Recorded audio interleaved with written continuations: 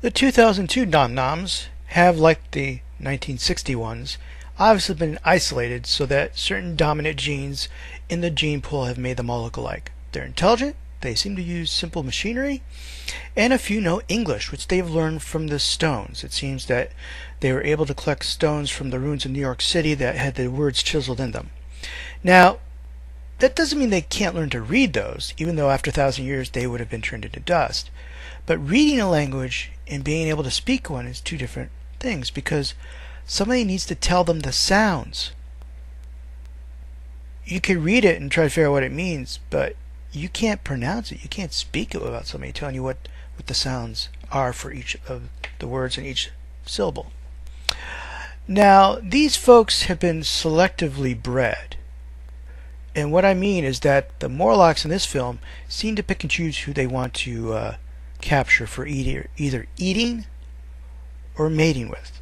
So it could be these Nom-Noms look like this because they've been isolated, but also because the Morlocks have been selecting those who live and those who die. And if you live, obviously, in Darwin's universe, that means you get to produce. The 1960 Morlock.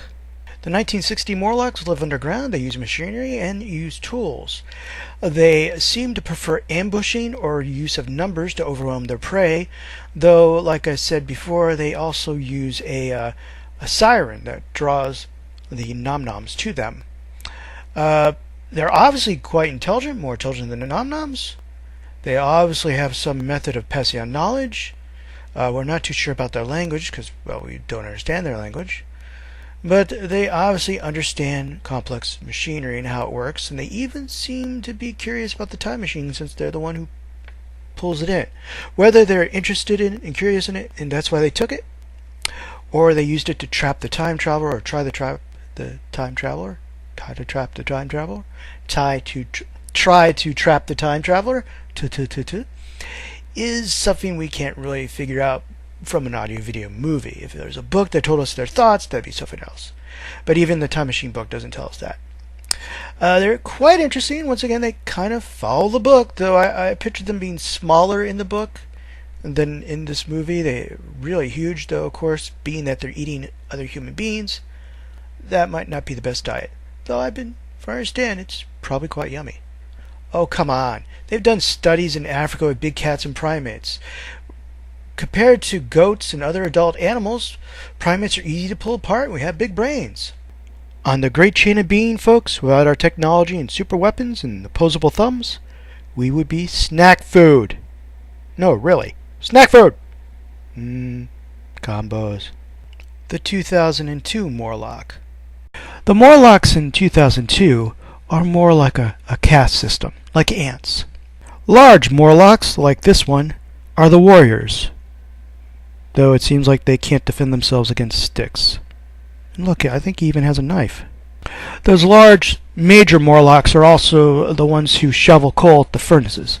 They have small, thin, minor Morlocks who act like spies, but also seem to select those who will be captured with a little blowgun. Then they have the boss Morlock, the Uber Morlock, the Jeremy Iron Morlock, who's intelligent, very sophisticated, good dresser, strong, has mind powers, and actually is honest enough to give the time traveler his watch back. And he keeps the Morlocks under control. Without him, they would all just go nom-nomming the Nom-Noms.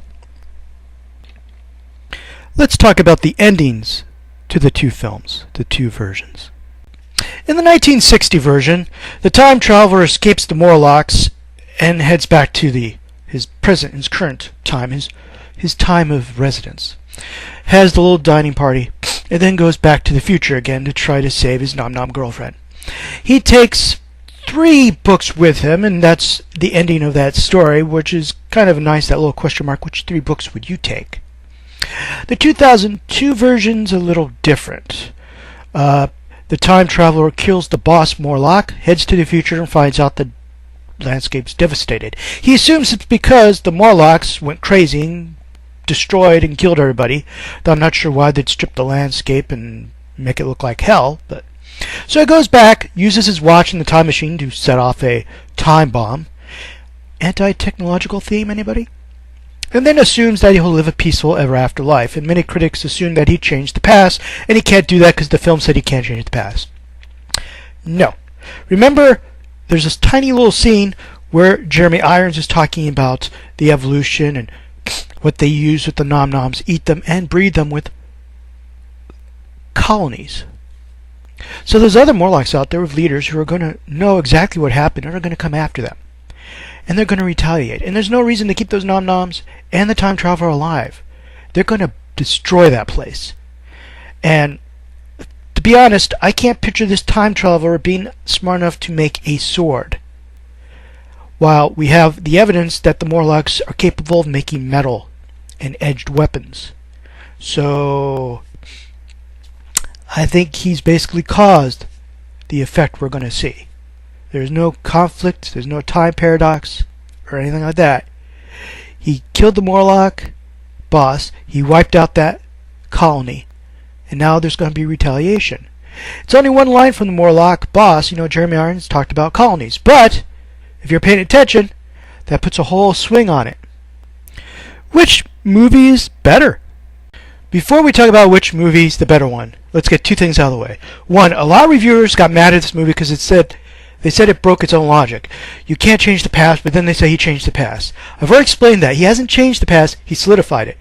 Also, nobody actually said you could not change the past. He did as a conclusion because he failed. But the Jeremy Irons Morlock actually said he couldn't save his fiancée because the fiancée's death was the cause of the time machine's existence. Cause and effect. You can't have an effect become a cause to cancel out the other cause. It's a loop. You can't do that. If the doctor from the Doctor Who show had shown up and pushed the Margaret to one side, he could have changed history because whether that fiancé lived or died doesn't affect him making the time machine. Okay? So I'm not going to attack this because of the science of time travel, because I don't think there is a flaw.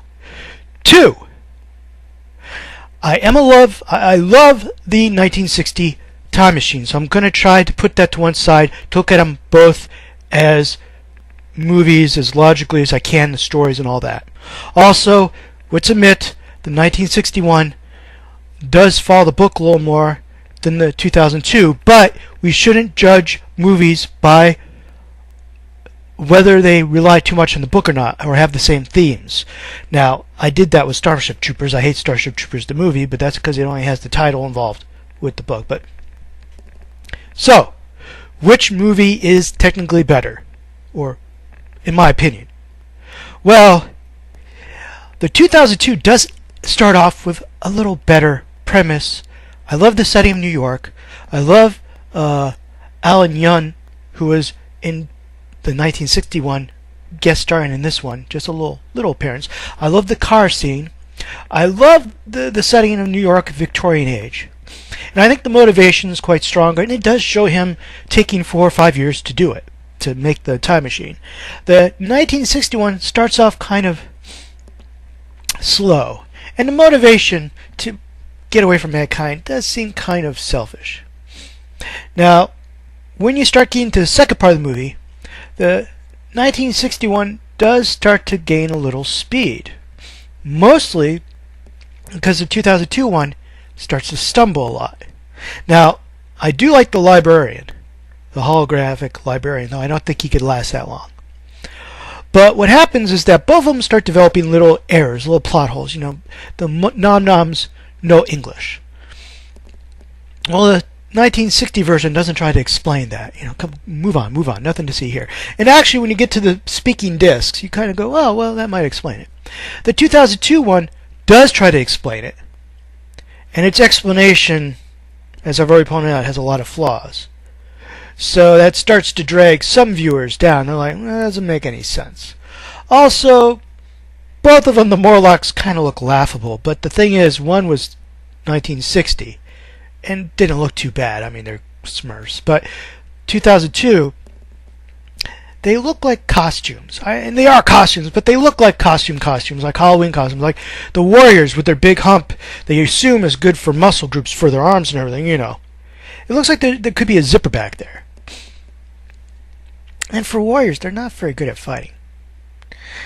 In the end, the 2002 one starts out really well, and then just... And the idea that the scientists could beat up that Morlock or any Morlock, just especially the boss Morlock, just seems wrong. I mean, the boss Morlock even had a knife. So in the end, even taking away my emotional love for 1960 version, I think the 1960 version, while starts out slow, is kind of steady. You know, while the 2002 starts out really strong and really good, but kind of peppers out, and like a Kerbal Space Program rocket, just kind of explosion. I think it doesn't deserve most of the bad reviews because, like I said, I read some of those reviews. They're always complaining about the time paradox, which isn't there. They complain about it doesn't have the theme of the book, which is not fair. Some of them don't even seem to have watched the same movie. They talk about how he's made a time machine to save his wife. No, it's his fiancée, guys, not his wife. That's the whole point. And then one guy was talking about how the theater laughed when she got killed by a horse. It's like the second time she got killed by the car. That's why the car was in a scene beforehand to foreshadow that. So in the end, I still think 1961, but I think 2002 is not as bad as some people say it is. And many of the reviewers, especially the amateur reviewers, the trolling reviewers, are not as good as we should, accept. They should have hard standards for reviewing movies. Frankly, there should be something higher than that. Okay, I'm going to leave you this photo I found of the 1978 version. You could tell it's from the 70s. Thanks for watching.